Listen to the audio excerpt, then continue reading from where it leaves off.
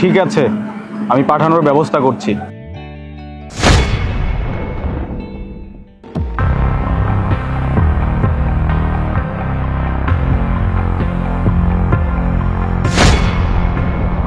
আজকে কিন্তু জমলাপুরে ডেলিভারি দেওয়া না, মাল কিন্তু অনেকগুলা, একসাথে এতগুলা ডেলিভারি দিতে পারবি? কেন পারবো না, অবশ্যই পারবো। টাকা হইলে আমি সব কিছু করতে পারি। আর আমি জানি এগুলোর দাম অনেক বেশি। আপনারা আমারে ঠকান, আমারে কম টাকা দেন, এরপর থেকে যদি টাকা বেশি দেন তাহলে আপনাকে কাজ করবো, নইলে করবো। হ্যাঁ, বুঝবার পারছি, অনেক পাইকা গেছে। চিন্তা করিস না দিমুনি, মাল্লা ঢুকা। আর একটা কথা মনে রাখ, মাল্লা জানি কেউ দেখে না, দেখে ভালো কিন্তু ধরে নি।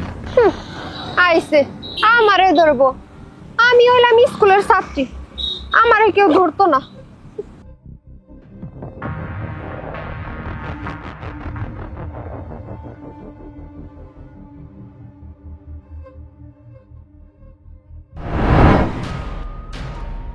ওরা কি টাকা ঠিকঠাক মতো দেয়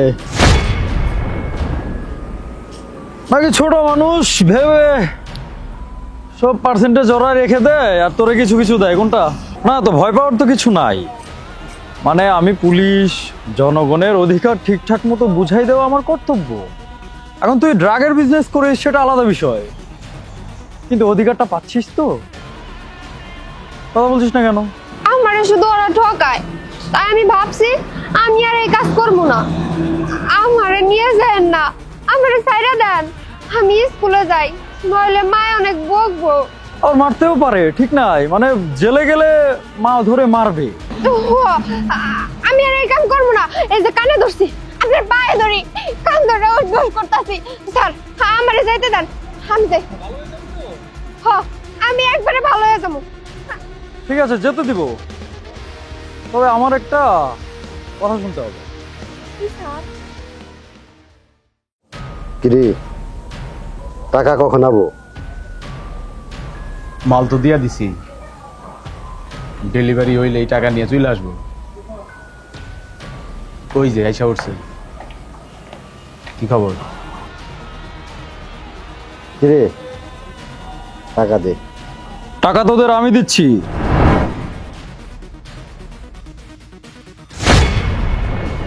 এই দৌড় দিবি না, দৌড় দিবি না।